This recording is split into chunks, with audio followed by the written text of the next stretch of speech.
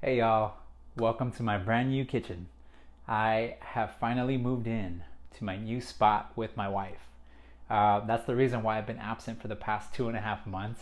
I know I've been trying to keep you guys updated through my social media, but today I actually do have a fun recipe and it doesn't require the oven whatsoever. It is a vanilla banana pudding. Tastes so good, so easy to make, and it only takes about 15 minutes to prepare.